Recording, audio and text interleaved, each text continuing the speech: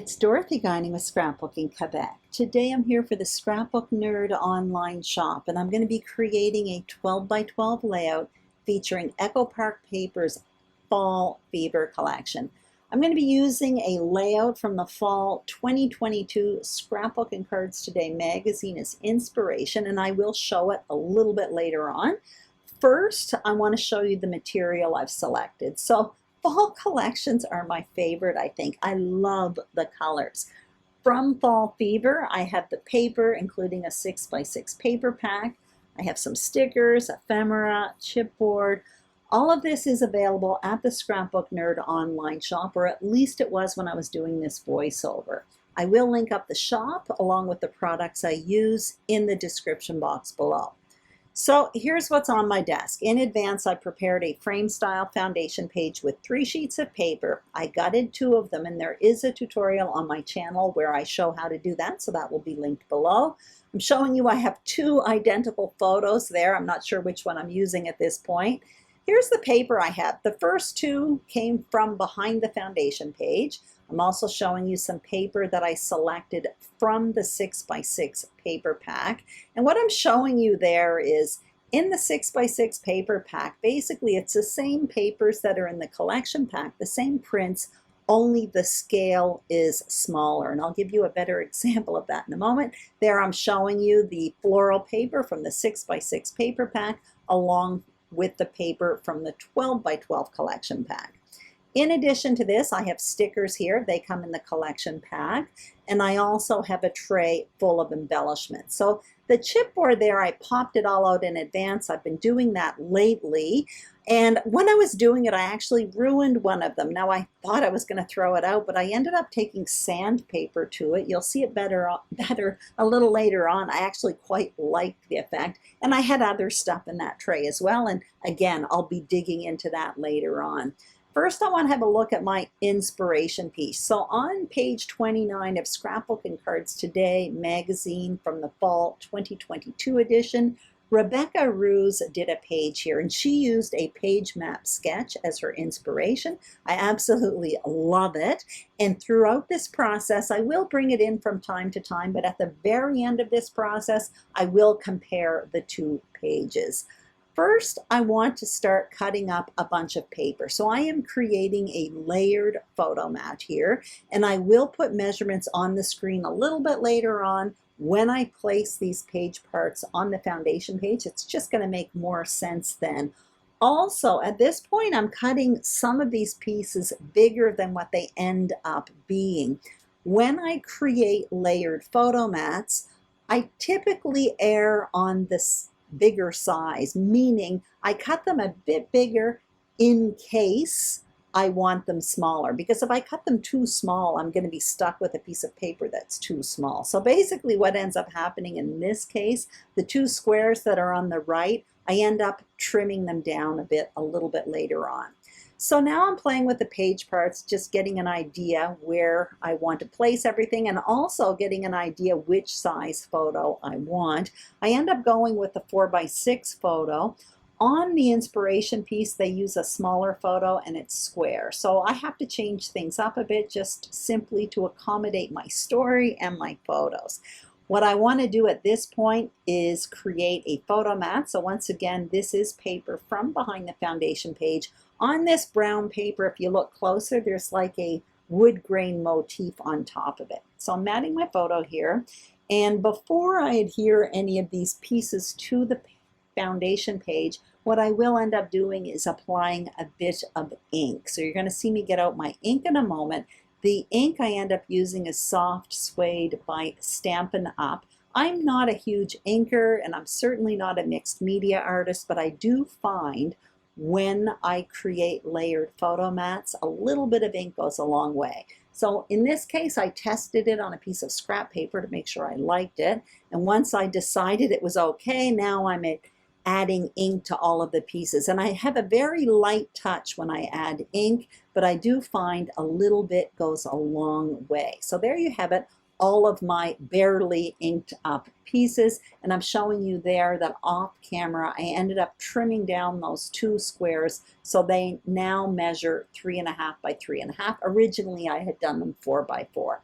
So I'm placing everything here, and what I do need to do is create a journaling box. So I'm having a look at the inspiration piece, and on the journaling box for that page there is a notebook border punched out along the edge. So I did that as well. I did it off camera. I used a Creative Memories border punch, and that punch is retired, I believe.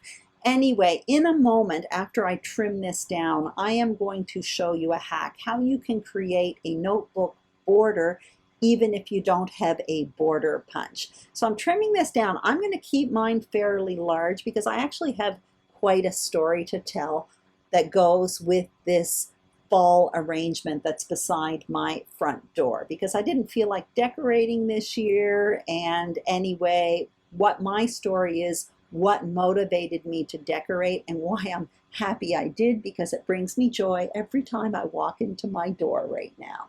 Anyway, you can see mine's fairly large there, and what I want to show you is how you can create it with a hole punch. Now this is a fairly big hole punch. I would say it's about 1/4 of an inch, and what I'm doing is following one of the lines in this graph paper. This is graph paper from Simple Stories. One side's wood grain, the flip side's graph paper. I use it all the time. Anyway, I punched out a bunch of holes there. Mine aren't very straight because I was kind of nervous and doing it quickly on film, but with graph paper it's pretty easy to punch a straight line of holes. And what I did was I just snipped the ends, and it created a really fun little border. Anyway, it's a great little hack. It looks almost identical to what I did with my border punch from Creative Memories.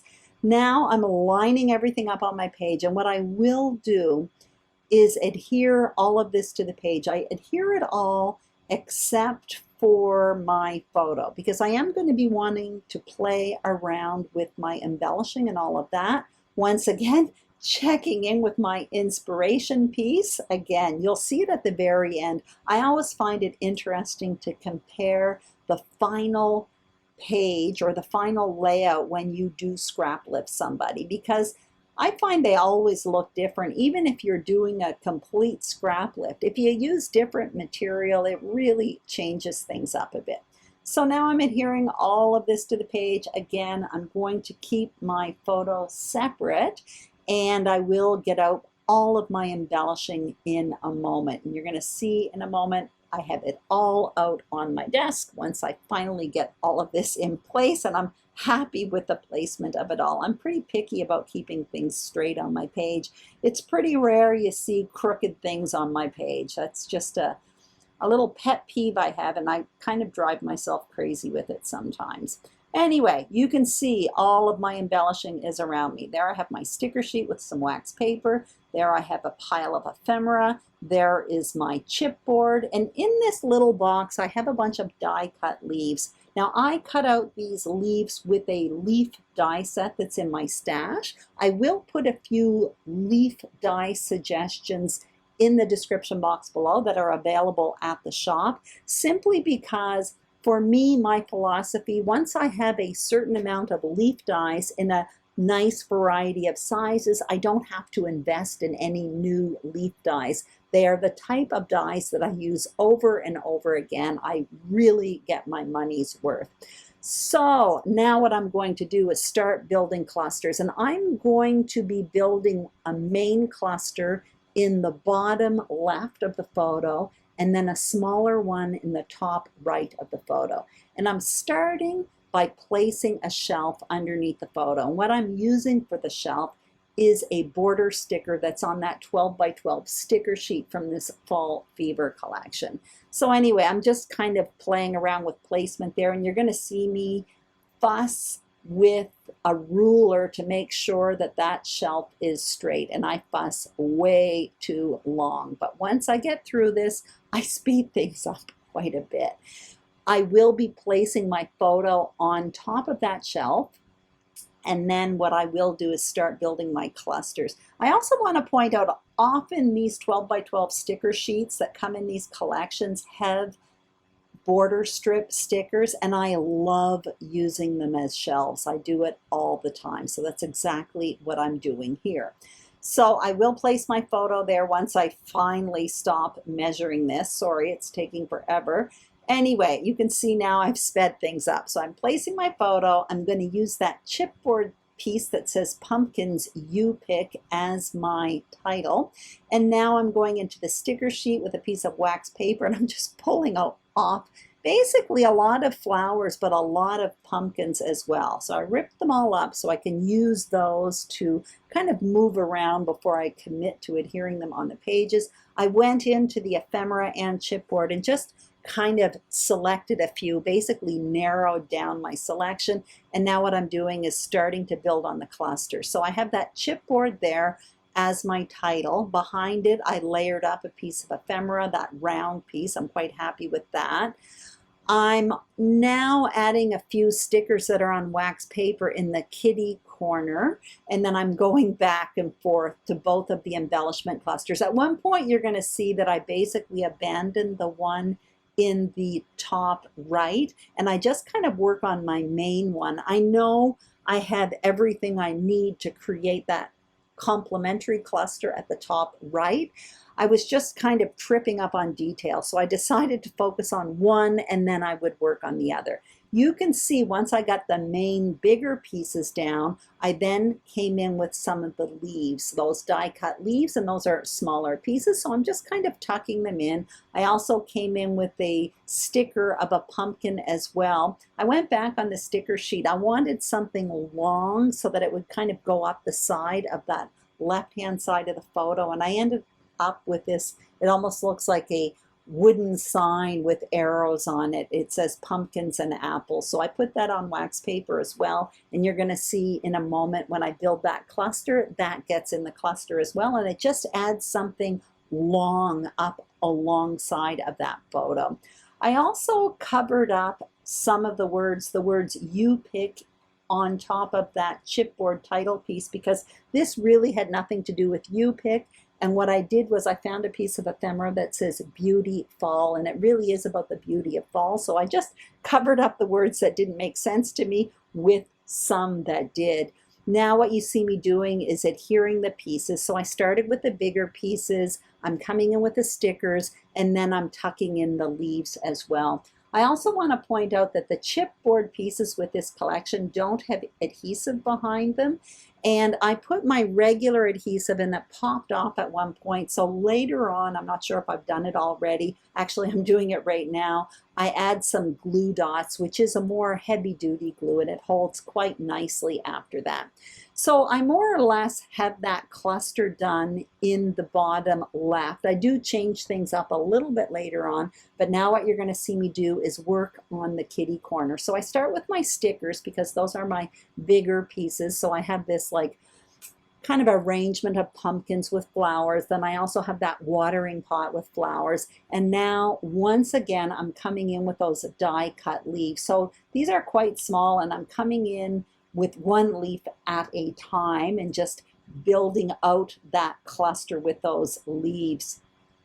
And I am almost done here. You're going to see that I actually kind of stopped short, because what I ended up doing was spending honestly about 6 minutes just moving around leaves and not really doing anything. And it just seemed like it pointless because I really didn't change much, and you'll see what I mean in a moment. Basically, what I did off camera, in addition to my journaling, of course, was I added a few more stickers. So in the bottom left, I added a pumpkin with flowers coming out of it, along with 2 leaf stickers. And at the top, I added 1 leaf sticker. And that took me 6 minutes, so I didn't want to make you watch all of that. Anyway, what I really wanted to do was make sure that the cluster in the bottom left was significantly larger than the cluster in the top right. And I just find it more visually interesting when embellishment clusters are in different sizes. So that's it. I hope you enjoyed this video. If you did, I'd greatly appreciate a thumbs up. If you haven't subscribed to the Scrapbook Nerd YouTube channel, we would be thrilled if you did. The same thing for my channel, Scrapbooking Quebec. Don't forget to check out the Scrapbook Nerd online shop for these fun supplies and more. Have a great day. I'm going to be back with another layout process video on November 25th. That one's going to be in real time. Eek! Anyway, we shall see. Anyway, I will see you then on YouTube. Bye-bye.